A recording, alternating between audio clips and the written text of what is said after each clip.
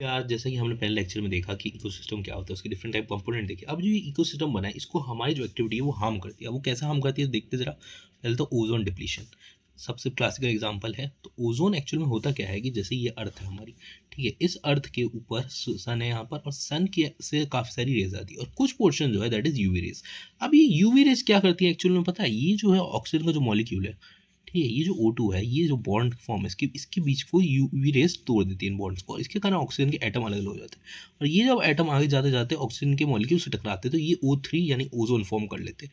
और यही ओजोन जब ऊपर में एटमोसफेयर पे जाता रहता है तो एक लेयर फॉर्म कर लेता है, और यही जो लेयर होती है ये एक्चुअल में यूवी रेस को रिफ्लेक्ट कर देती है और हमको सेव कर लेती है। तो ये ओजोन लेयर एक्चुअली में फॉर्म तो हुई है यूवी रेस के कारण, पर इसका रिफ्लेक्शन, इसको रिफ्लेक्ट करके हमें प्रोटेक्ट कर लेती है। तो ये एक प्रोटेक्टिव लेयर की तरह है जो कि यूवी रेस को अर्थ को पहुंचने से रोकती है, ठीक है।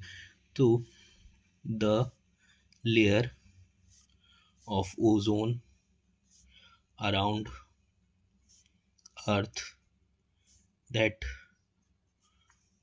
form by breaking of oxygen by UV rays of sun. UV rays से ही ब्रेक डाउन करके वो ऑक्सीजन के मॉलिक्यूल्स अलग अलग हो गए, ठीक है। So sun and that protects us from harmful rays of sun, UV rays. Basically जो सन सूरज से रोशनी जो सूरज से रोशनी आती है उसका काफ़ी पोर्शन अलग डिफरेंट टाइम कंपोजिशन से बिलोंग कर रेज की कंपोजिशन से बिलोंग करता है। उसमें से एक रेज होती है डेट इज यूवी रेस। अब यूवी रेस क्या करेगी, जब अर्थ की तरफ आएगी तो ऑक्सीजन के मॉलिक्यूल को ब्रेक डाउन कर देगी और वो दो डिफरेंट एटम में हो जाएगा, और वो एटम आगे चलेगी जब ऑक्सीजन के मॉलिक्यूल्स पे आएगा तो O3 फॉर्म होगा, डेट इज द ओजोन।